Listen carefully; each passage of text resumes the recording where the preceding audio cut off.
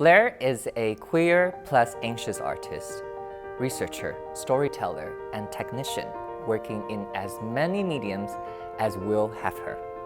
She is interested in logic, language, structures, pain, patterns, maps, math, arrows, analysis, arcs, queerness, bodies, failure, uselessness, organics, and opposites. I'm your host, Han Hongzheng. Welcome to BlancTalk.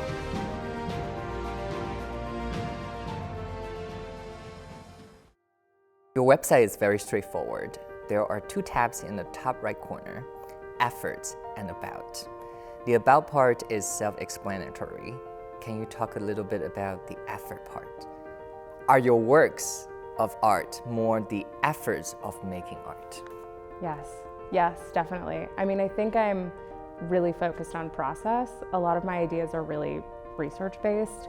I start with reading, I start with idea generation, and then from there, I start making. But the making is always, it really is always important how I make something and what it's made out of and what that symbolizes.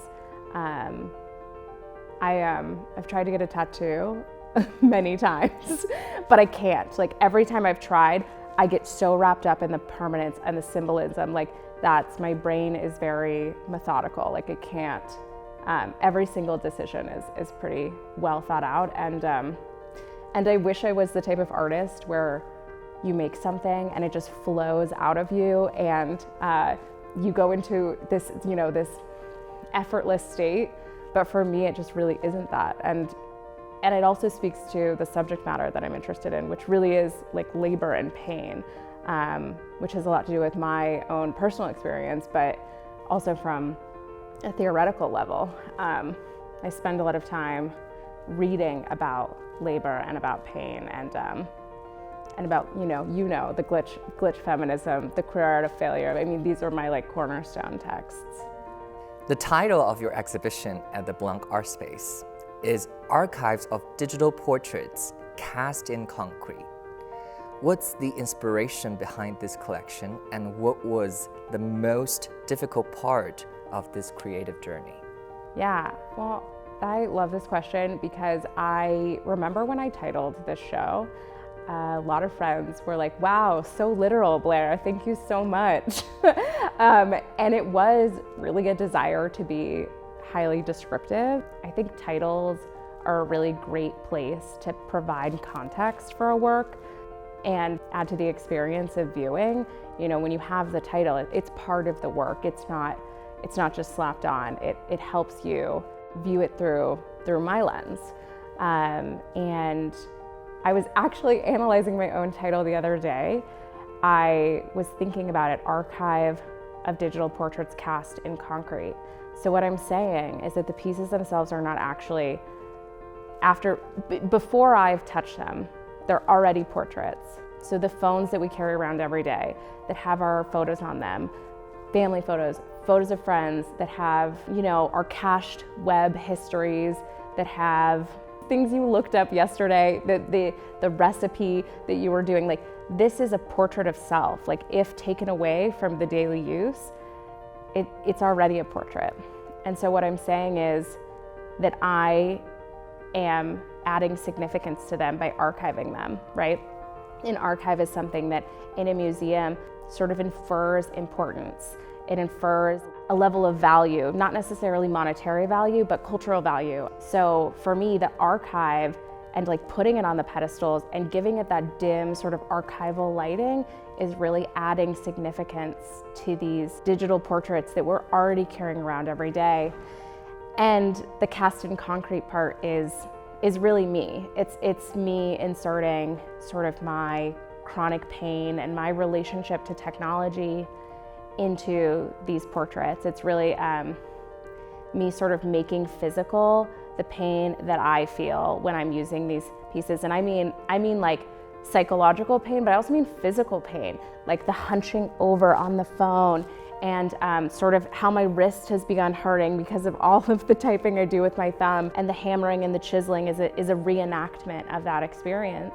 So I think my relationship to technology is both dependent on, as sort of like a salve to the pain of living, to the pain of experience, to like my chronic pain, my anxiety disorder. It is a salve, but it is also contributing. So I'm in this vicious cycle of sort of like, I hate to say like technological addiction, but I think I mean more like dependence, technological dependence. So it's the exaltation of the digital portrait and the showing the pain and the labor, showing that process is holding the tension for me of wanting to elevate these things and give them like a beautiful home, like on a pedestal where we look at them with importance, but then it's also, it's not like a joyful thing necessarily to look at. It's pretty anxiety provoking. I think that's a great segue to my next question. Yes. My favorite piece from this current exhibition is portrait of the artist from age 20 to 21. There are protruding glasses, broken glasses surrounding your digital portrait, your past digital self. And I wonder if you can talk about this piece specifically relate to your chronic pain, your anxiety, etc. Yeah, that piece really is the chronic pain, that is the anxiety. I have had an anxiety disorder since I was in, I think around 3rd grade. So, and I didn't realize that I was having anxiety. I thought until college, until I had a panic attack in front of a therapist. One of like the college counselors even, like not even like a therapist, like college counselor, like I had a panic attack and they were like, you've had a panic attack, that's what that is. And I didn't know because I thought that everybody, it's very funny now looking back, I did not realize that people did not hyperventilate when they cried, that was abnormal. And so that was really when I had that phone. That was when I had that phone, and that was when I was actually sort of like addressing what had been going on with me for so long that had gone unaddressed for years. I mean, I was in college when I finally realized what was going on. And so I think the act of wrangling is like leaning into the broken glass, like leaning into the pain and having to really, really decide that I was gonna like address it. Next question is about glitch feminism. In this book, Legacy Russell talked about the idea that a glitch is a failure to function and performance in a status quo. But we should, quote, celebrate this failure as a generative force, a new way to take on the world.